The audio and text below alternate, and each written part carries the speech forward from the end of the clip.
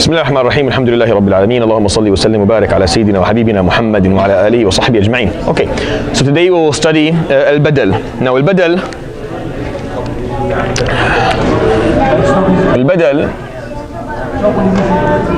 is one of the tawabi'. So we have four words that, or four types of words that are called at-tawabi'. At-tawabi' mean they're the followers. And they are words that will follow another word in different forms. The first thing that we studied under that title was a sifa or a na'at, the adjective, and we studied al-atf, conjunctions,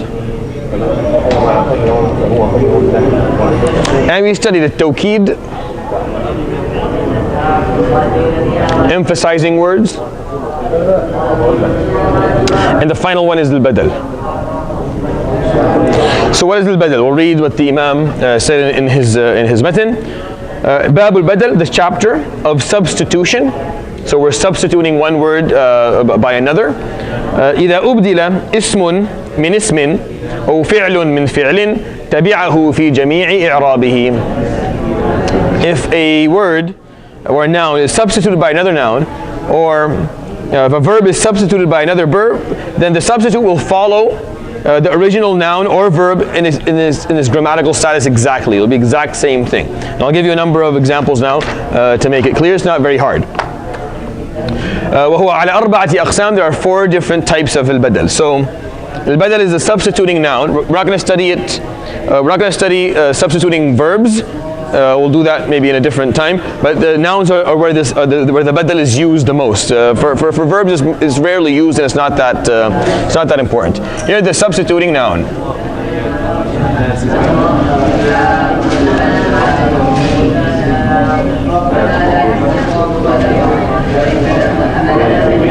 All right. So it has four different categories. Number one, هو أربعة أقسام. بدل الشيء من الشيء، وبدل البعض من الكل، وبدل الاشتمال، وبدل الغلط. نحو قولك قام زيد أخوك، وأكلت الرغيف ثلثه، ونفعني زيد علمه، ورأيت زيدا الفرس. أردت أن تقول رأيت الفرس فغلطت فأبدلت زيدا منه. Okay, so just explain all that in English. Number one, the first type is the complete substitution of something. So the first type is بدل الكل من الكل. Full substitution.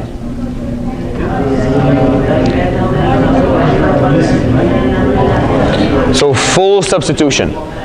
So like what? I'll give the example that the Imam here gave is قام زيد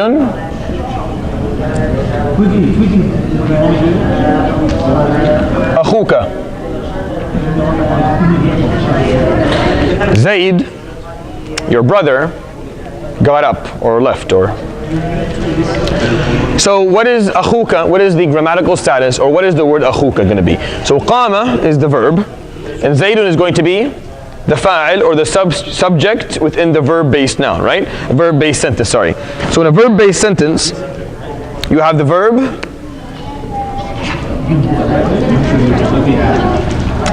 and you have the fa'il, the subject in the verb-based noun. So what is this? It's not an object, right? It's not an object. You're not saying ضرب زيد أخاك, يعني Zaid hit your brother. No, قام زيد أخوك. Zaid, your brother. So in English it would look like this.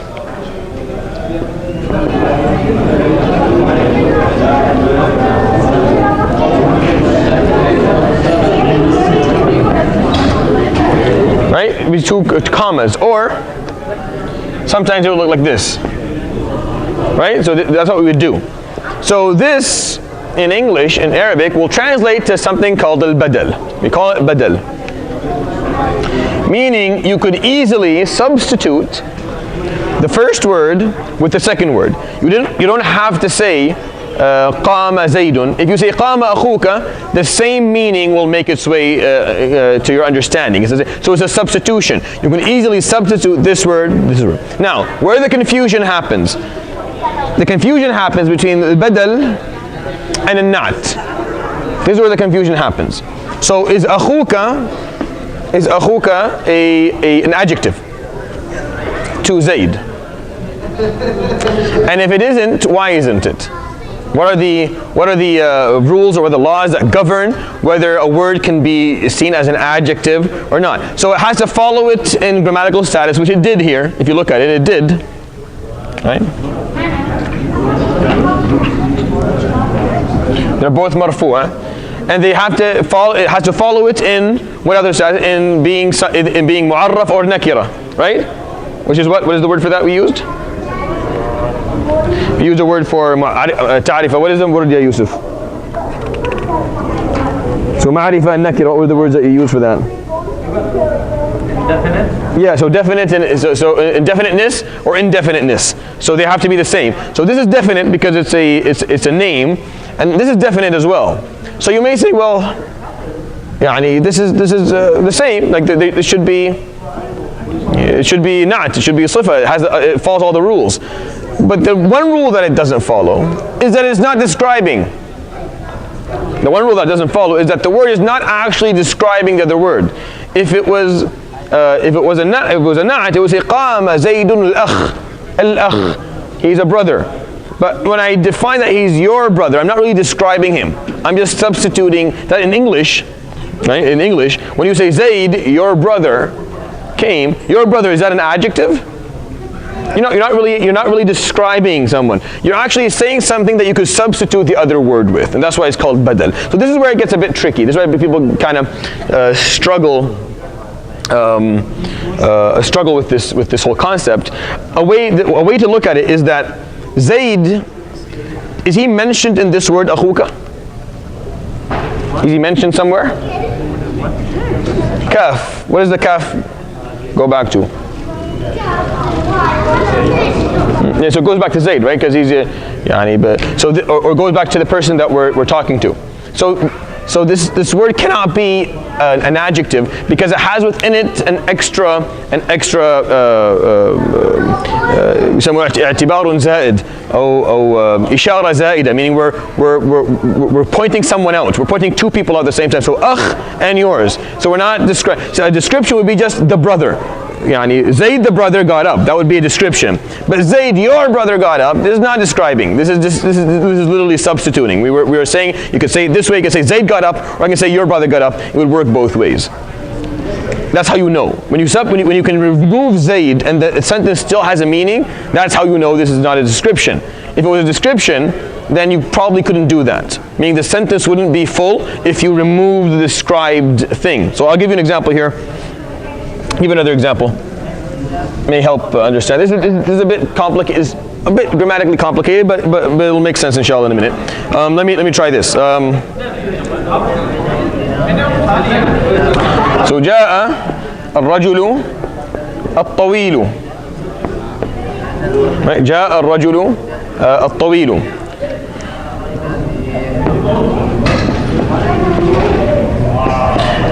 جاء الرجل أبوك. Right? The tall man came. Right? This is an adjective. If you take out الرجل جاء الطويل, there's something missing here. Unless you estimate that the word الرجل is there in the meaning, it doesn't make sense. جاء الطويل. The tall came. Tall what? So unless you estimate it's a man, right, it's not going to work out. But here, جاء الرجل أبوك, the man came who is your dad, right? You could take out رجل جاء أبوك, and جاء الرجل, as long as you're pointing to him, it's understood as the same person. So this is badal from this one. Are you understanding the difference? So when I remove a rajul, I don't need to estimate anything in order for the sentence to work. But here, if I take out this one, this doesn't have a meaning. جاء الطويل, there has to be an estimated understanding. Who is الطويل? What are we talking about here? There has to be something that is estimated in the meaning. And that's how you know that this is an adjective or a badal, a substituting noun. Think think of examples if you like, and I'll help you. Like, think of an example, and I'll be able to give you, tell you how we know if it's an adjective or if it's a badal. So that's the first category. Badal al-kull min kull, a full substitution. After that, badal al-ba'di min al-kull. Badal al-ba'd. No, you're good. Badal al-ba'di min al-kull. So badal al-ba'di min al-kull, partial substitution.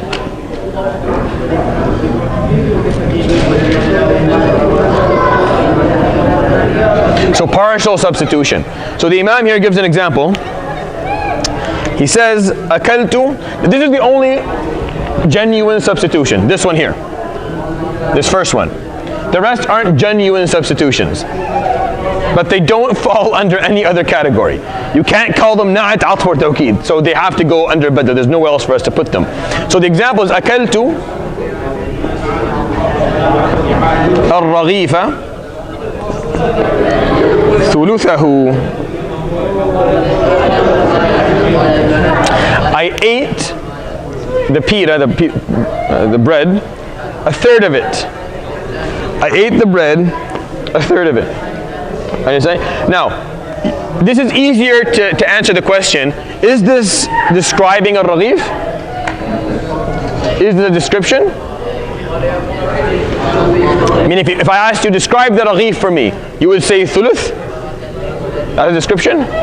It's not a description. You understand what I'm saying? If I asked you to describe جاء الرجل الطويل, if I told you to describe الرجل, you would say طويل, no problem. If I asked you to describe الرغيف, you would tell me thuluth? It's impossible. It makes no sense. It doesn't work like that. Like, there's no description. But what you ate actually was a third of the raghif, of the pita that you had. So from an adjective perspective, yes, it is following it in its grammatical status, and they are both mu'arraf, so they're both definite. However, this is not describing this. It's not actually describing it. So what is it then? Is it tawkid? Is it emphasizing it? No. Emphasis, we said either repetition of the same word or one of the words. Kulluhum, jami'an, or ajma'een, something like that. It has to be a word, one of those 4 or 5 words. Atuf, there's no conjunction here. There's no waw or anything. So what is it? It's badal al-ba'd min kull. So it's a partial substitution. So al-raghif, a third of it, a part of it. It's a partial substitution. Are you saying the idea here? So this is not akaltu al-raghifa. Is there a way for us to turn this into a full substitution? Is there a way?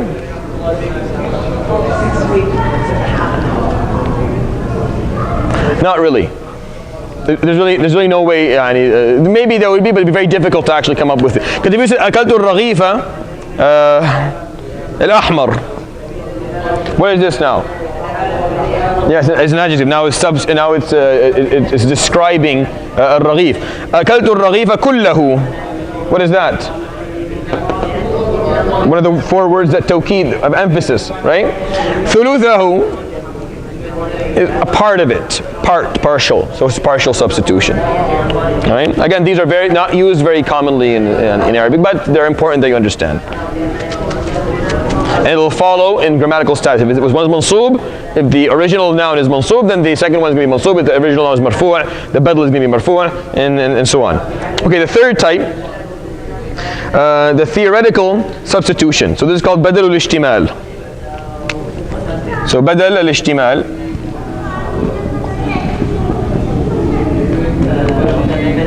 And this is called theoretical.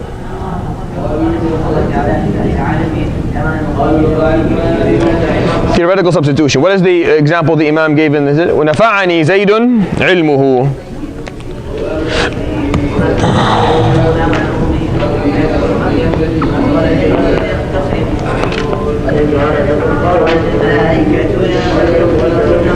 نفعني زيد علمه. Zayd benefited me, his knowledge did. Are you understanding? Zayd, nafa'ani Zaydun. That's more than enough. Nafa'ani ilmuhu, referring to Zayd. Also perfect. Nafa'ani Zaydun ilmuhu. What is this is the verb. This is the subject, the fa'il. What is this? This is badal ishtimal. Because it's not a part. When I said a third of the raghif, that's a part. You took a certain part, it's physical. But ilm is not a part of Zayd. It's something that is it's a part of him, but theoretically it's a part of him, figuratively speaking. Yes, your knowledge is a part of who you are, but it's not a physical part that I can chop off and take with me. It's a theoretical or figurative part of who you are. Does that make sense? So nafa'ani Zaydun ilmuhu. Ilmuhu is not a description to Zayd, obviously. You describe Zayd, ilmuhu? No. You describe Zayd by saying al-alim. Nafa'ani Zaydun al-alim, or al-alim, that would be description. Ilmuhu, the word ilmu is not a description to Zayd. It is a part of who he is. That's what actually benefited you from Zayd. And you can see that if you can remove one of them from the sentence works. With no difference. Nafa'ani Zaydun. And you mean that he taught you. Nafa'ani ilmuhu. Referring to Zayd, the same thing. So nothing changed here. Nothing actually was added. So this is called badal ijtimad, a theoretical substitution. Don't panic if this is a bit difficult. This is a bit difficult. I mean, it's not one of the easiest things in Arabic, but it's important that you understand at least the idea of its existence. Number 4, the final category, is the substitution of error. Now I don't put this up here, it's only 3. The 4th is ridiculous. I'll show you what they mean by the substitution of error or badal al-ghalat. So, رأيت زيدا الفرس. الفرس is the horse. So I saw Zayd the horse. No, what you mean by this is that, oh, I made a mistake. I didn't mean Zayd, I meant the horse. So this is called badal al-ghalat. It's a useless term. It's completely unimportant. I don't know why I put it in there. It's actually very stupid. But that's what they say. Because this could easily be this could be a description, an adjective. Right? You're describing Zayd as being a horse, meaning in terms of that he's strong or he's quick or something like that, right? So this is a completely useless thing to learn, but they call it badal al-ghalat, the substitution of error, but it's not important. You'll never see it in your life ever. If you do, then the person who wrote it, he needs to be put in jail or something. You never use that. These are the 3 types of substitution that you have. Either it's a full substitution, the word, you can remove one word and the other word is the exact same meaning with no change, or you remove the original noun and then you have a partial substitution that's more specific in terms of physical parts, or it's not physical parts, it's figurative parts, parts that we're actually removing. So, to give like a final example,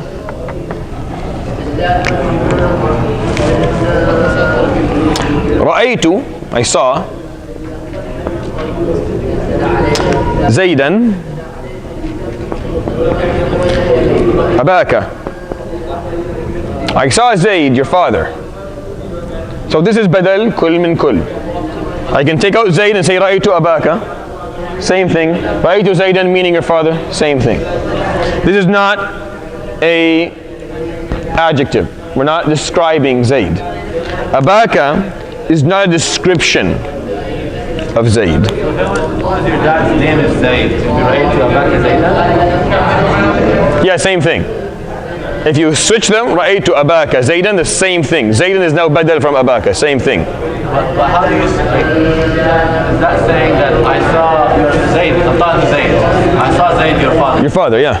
What if I want to say, I saw your father whose name is Zayd? So you say رأيت أباك زيدا. Now if you want to add other words, then you change the whole sentence. رأيت أباك الذي اسمه زيد. Now you change the sentence altogether. But say رأيت زيدا أباك means I saw Zayd, your father. Between, with 2 commas, your father, I mean by that. Now what it's important to me is to know, why is this not an adjective?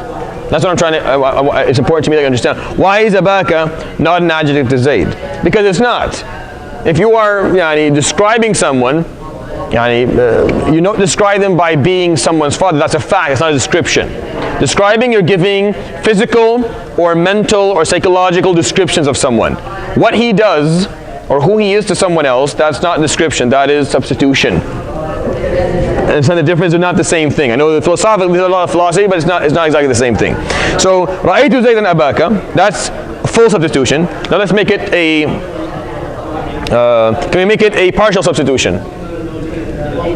Is there a way for us to make this partial substitution? Ra'aytu Zaydan. No, that's a full adjective. Al-Qawi, that's an adjective. Ra'aytu Zaydan Ra'sahu. His head. He was really busy, and I only saw his head as he was moving. Right? Zaydan Ra'sahu. Are you saying how this would work? So this is a partial substitution. رأيت زيدا. No, this is going to turn يعني all mystic or something in order for this. رأيت زيدا نوره. So Zaydan was a great imam or something, and I saw him in my dreams, or I saw him, his aura of presence, right? His light when he came in, or came in before him. Are you understanding the idea here? So this, of course, one of the uses of this, very, they don't use this very often, but this is how it would work. These are different types of badal. These are different types of badal. Ra'aytu Zaydan abaka, your father. I'm not describing him, that is just who he is. I can take out Zaydan and it'll be the same thing. See? Take him out. Ra'aytu abaka, same meaning. Ra'aytu ra'sahu, referring to Zayd. Ra'aytu nurahu, referring, same meaning, nothing changes. These aren't describing the word. These are actually substituting and taking its place. Okay. One of the hardest things in the Arabic language of not understanding al-badal, and then differentiating it with the na'at. One of the hardest things to do. And then add to that, I'll give you this is just a side note in case you end up studying Arabic later on. You can remember this from me. There is a sifa or a na'at, the same word, by the way. Sifa, the same thing. And al-badal, the first type of badal specifically, and atf al-bayan. If you want to give someone a heart attack or give them nightmares, try and explain all three together and differentiate them. Scholars of Arabic linguistics can't do it very well, and they differ on what the actual differences are. So these are hard. So it's okay if you feel I don't know whether this is. It's funny, it doesn't matter. Whether you know it's badal or adjective, it doesn't really matter. Because what has to happen, whether it's adjective or badal, what has to happen? They have to follow in grammatical status. So it has to be ra'aytu Zaydan abaka. It has to be, whether it's atf bayan or it's badal or it's sifa, it doesn't make a difference, it's still going to have that fatha. They just differ on what we're going to call it. So we call it this, call it that, I don't really care as long as we're not changing anything in terms of its grammatical status. So always follow the word that is before it. This is an example of things that are very, very, they're nightmares to study. I remember till this day, in the Arab of the Quran, how I almost threw myself off the balcony and trying to understand which is which. It's just very, very difficult. So don't worry. But it's important to understand that they're substituting nouns. These two are make more sense. This is sometimes a bit more difficult to differentiate from an adjective, but it is doable if you actually understand the concept. Okay, so that is talking about al-badal. Talking about al-badal. And that are the end of the tawabi'. We finished talking about the following nouns, or the followers. Now, babu mansubati al-asma'. The chapter of nouns in the state of nasb. Now you'll be thinking, what brought us here? Because we studied bab marfu'at al-asma'. We studied the chapter of the nouns that are in the state of rafa'. And that's what we just finished right now. So what we actually studied was al-marfu'at min al-asma'. So what are al-marfu'at min al-asma'? Does anyone remember? Do you remember, Hamdi? Want to give them to me one by one? Yeah, give me one by one. Number one. Al-fa'il. So the subject in a verb-based sentence. Very good. Na'ib al-fa'il. So the substitute of a subject in a verb-based sentence, which used to be an object in a direct sentence. So and this is talking about passive sentences. This has to be a passive verb-based sentence. After that. Very good. The subject in a noun-based sentence. After that. The informative noun in a noun-based sentence. After that. So which is actually the mubtada that wasn't affected by the grammatical factors that came into the sentence. Kana doesn't affect the mubtada, so it stays marfu'. It affects the khabar, makes it mansub, right? So yeah, what's after that? Khabar inna. Inna comes and affects the mubtada, doesn't affect the khabar, so the khabar stays marfu'. It's not affected by it, right? What's the final one? At-tawabi'a. Which have under them what? All four things. Al-na'at, al-ataf, al-badal, al-tawqid. Very good. Thank you, Hamdi. And these are words that aren't marfu' all the time. They just follow whoever's in front of them. So if a tabi' is a following noun and it happened to follow a marfu', it's going to be marfu'. And these are the 1, 2, 3, 4, 5, 6, 7. These are the type of nouns that will be marfu'. There are no other types of nouns that will be marfu'. which is actually pretty helpful. You know a whole set of nouns that will be marfu'. Any noun that you see is in the state of rafa' has to be one of these 7. It will not be anything that is not one of these 7. If you want to call them 7, you'll say 1, 2, 3, 4, 5, 6, 7, 8, 9, 10. Right? You just call these 1 and just say one of the 10, which also works. Okay. So today, or what we're going to start before the salah, is al-mansubat min al-asma. So nouns that are in the status of nasb. Mansubat min al-asma. All right. So he says, al-mansubatu 15. There are 15 mansubat min al-asma. We had it really nice here with the 10 or the 7. وهي المفعول به والمصدر وظرف الزمان وظرف المكان والحال والتمييز والمستثنى واسم لا والمنادى والمفعول من أجله والمفعول معه وخبر كان وأخواتها واسم إن وأخواتها. So this is what we're going to study inshallah in the next couple of lessons, and after that there's not much left. After the method almost finishes with those. That's pretty much the end of it. Just a couple of stuff after that. We already studied a couple of them, so it's not going to be too long. So the nouns in the state of nasb are 15 different categories, different types. So number 1, the verbal object, al-maf'ul bihi.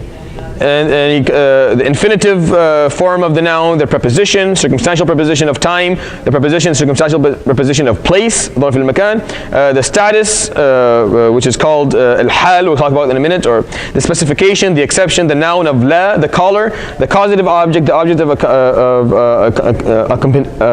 accompaniment, which I'm not sure exactly what it means, but I will explain to you inshallah once we come to it. The predicate of kana and her sisters, and the nominal subject of inna and her sisters. So these are the mansubat min al-asma. We're going to start with the first one.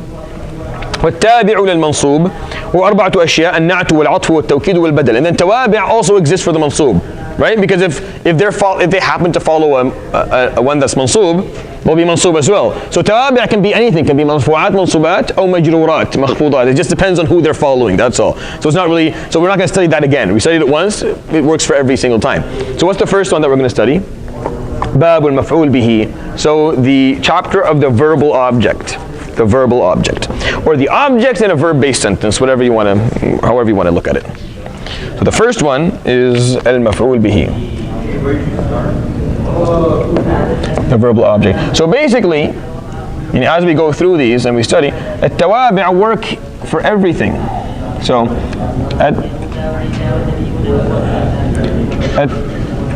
at-tawabi'. And they fall under all different categories because they just follow whoever's in front of them. They really don't have, they don't have anything that holds them. So al-makhfudat min al-asma' or al-majrurat min al-asma'. I'm just giving you an idea of how he's going through the whole thing, al-imam. So at-tawabi' basically are all of these things. Understand? Because they just follow whoever's in front of them. They don't have any principles that they follow. It's just whoever's in front. If they're following a noun that is marfu', they're marfu'. If they're following a noun that is mansub, they're mansub. If they're following a noun that is makhfud, they're going to be makhfud. So today we're going to study the first noun that is in the status of nasb, which is al-maf'ul bihi, the verbal object, or the object in a verb-based sentence.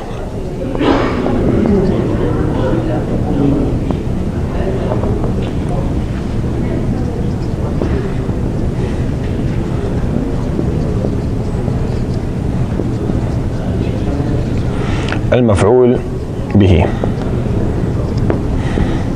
Very simple, not very hard. وهو الاسم المنصوب الذي يقع به الفعل نحو ضربت زيدا وركبت الفرس. And it is the noun that is in the state of nasb upon which a verb is enacted. For example, I hit Zayd, or I rode the horse. وهو قسمان ظاهر ومضمر. It's 2 types. It's either apparent or implicit. فالظاهر ما تقدم ذكره. The apparent has previously been explained in the 2 examples. والمضمر قسمان متصل ومنفصل. And the implicit can be divided into 2 groups: the attached and the detached. And then it starts talking about all the different pronouns that we have in the Arabic language. And I'll give the examples for all of them. This will probably be the longest of all the mansubat, but it is also very important for us to understand. All right. So, رأيت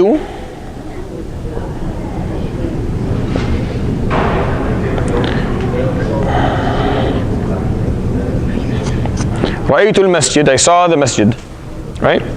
So ra'a, this here is the verb. What is a verb? What does every verb need? What does every verb need? A subject. He's a fa'il all the time. Who's the fa'il here? Who did the seeing? The pronoun, right? To. Pronoun of me. This is the fa'il. Right? I saw. So what did I see?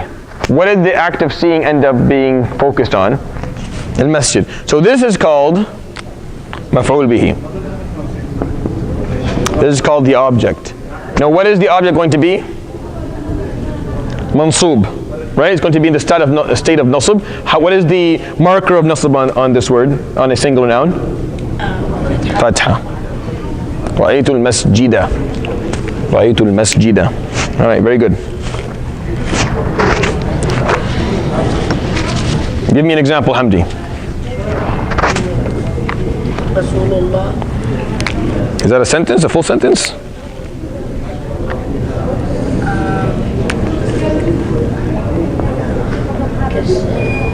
أكلت. Well, let's make it without a pronoun just so you guys understand it better. أكل حمدي الرغيف.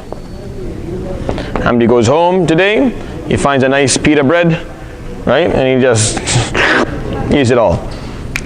So, based on this sentence, we have a verb. Every verb will need a fa'il. Hamdi is the one who did the eating, so he is the fa'il. He is marfu'. There's no marker on Hamdi because we don't know the origin of his name yet. We'll find that out inshallah by the end of this series. And then what did he eat? The act of eating was enacted on al-raghif. Al-raghif is going to be maf'ul bihi. Maf'ul bihi, what is it going to be? Mansub, that's what we're studying. We're saying mansubat min al-asma. So what's the marker of nasb here? Al-raghifa. Alright.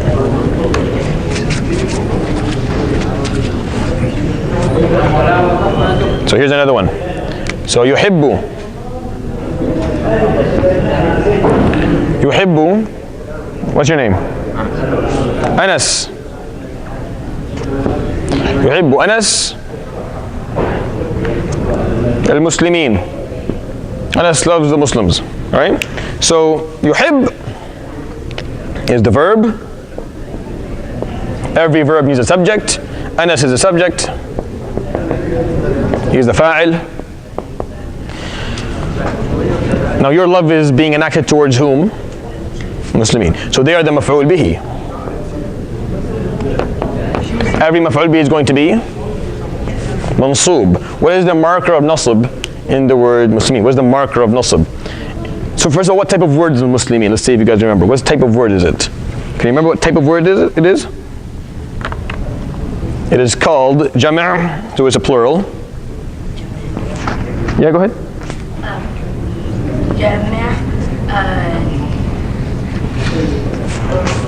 Jam' al-mudhakkar al-salim. Right, so it's a sound masculine plural. The sound masculine plural, when it's marfu' it gets what? A waw. It was mansub al-majroor, it gets a ya. So what is the marker of nasb here? The ya. Not the fatha on the noon. Even though there's a fatha on the noon. Yuhibbu anasun al-muslimina. But that's not the marker of nasb. The marker of nasb is muslimin. If you said yuhibbu anasun al-muslimuna, I would throw you out the window. That means you have no idea what you're saying. Muslimina, it has to be like that, yes? Well, can I give an example? Yes, by all means, give me another example. Okay. Where's the object there? So darasa Mus'ab lil-imtihan. Mus'ab studied for the exam. An object would be, what did Mus'ab study? What did he study? No, so you'd have to say that then.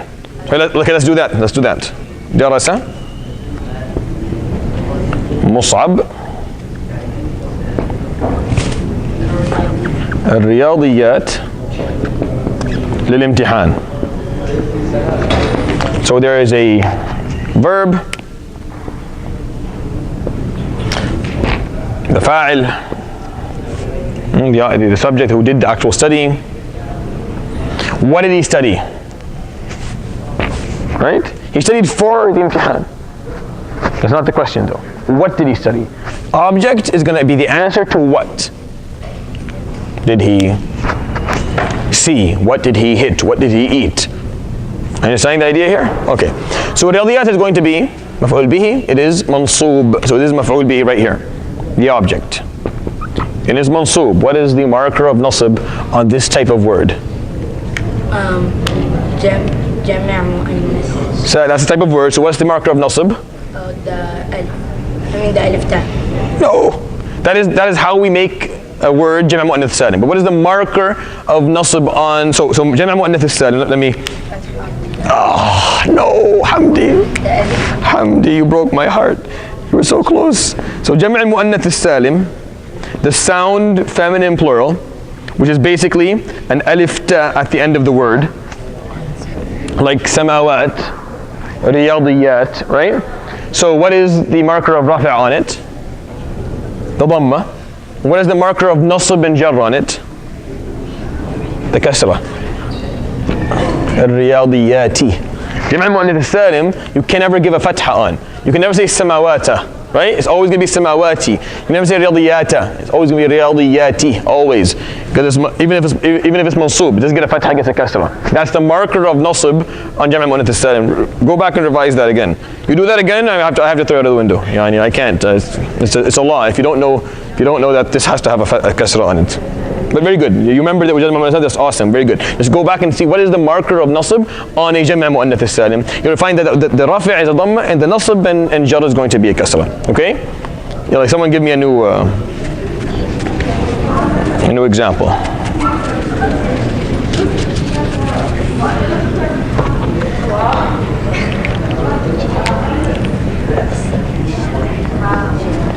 So Ra'a Yusuf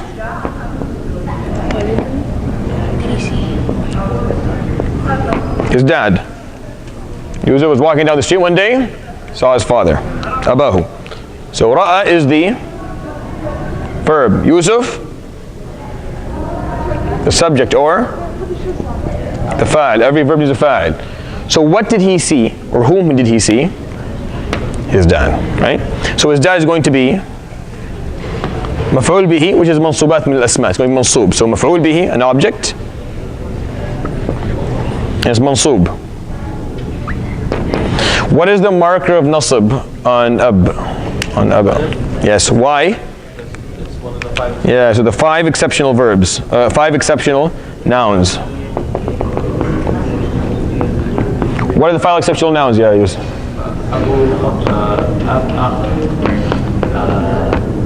Ham, dhu, fu. These are the words, right? These words, when they're marfu', they have a waw. When they're mansoob, they have an alif. And when they're maksud, they have a ya. So ab is mansoob. So what's going to get? Abahu. If I said abuhu, what would this turn into? It can badal. Ra'a Yusufun abuhu. So now you're referring that Yusuf is the father of some other guy. And now it becomes badal from Yusuf because it's following it in this grammatical style. Because Yusuf is marfu'a, Yusufu. Because he's the subject. Very good. So you see these small little changes will change the sentence meaning completely and fully. Okay. To the point where it's almost unrecognizable at a certain point. All right, so that's a couple of examples. So you can say Ra'a Yusufu abuhu abahu. Yes. Yeah, but now of course you've confused the person in front of you to the point where he never wants to speak Arabic ever again, because it's a lot of ambiguity in one sentence, and that is the marker of lack of fasaha. That means you're not very good in Arabic because you said a sentence that no one can understand. It needs someone to decipher. It's too much ambiguity, too much complication.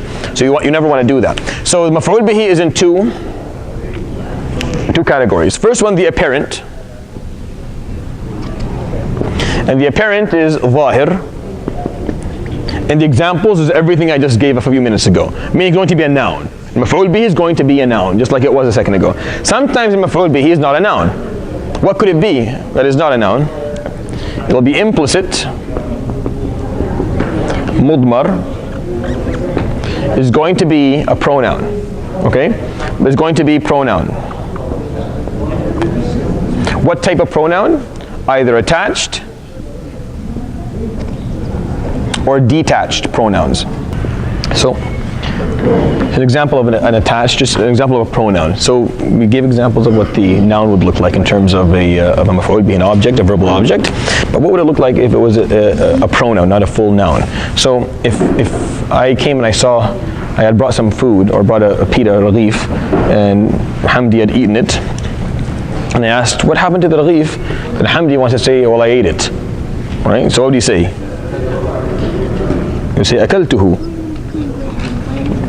That's what you have said. Akaltuhu. That's what you have said. So akala, up till the lam, this is the verb. The ta, this is Hamdi's, this is the fa'al, the subject. This is talking about himself. But what is the ha? It's referring to what? To what he ate, right? So this is now maf'ul bihi. But it's in the form of an attached pronoun. Alright, so it's now in the form of an attached pronoun. So, another way of saying this, by the way, which is not fully wrong, but it's not the best way to say it, would be saying, akaltu iyahu. This is not a perfect way of saying it. Like this would actually be faulted, but it's doable. So this is called, this is the maf'ul bihi, this is the object, but it's in the form of a detached pronoun. So these are type of pronouns. So next time we'll study those pronouns, just like we did the first time when we studied a lot of pronouns. We'll do the same thing, and that will be the end of maf'ul bihi. So basically you have to know the different, that we talked about the apparent maf'ul bihi when it's a noun. Now we have to talk about it if it is an implicit pronoun, whether it's attached or it is detached. We'll end with that, inshallah. We'll continue next week. Next week, inshallah, we'll have the same time, 6:30 to 7:30. So the Arabic halaqah will continue in Ramadan from 6:30 to 7:30 on Fridays, inshallah.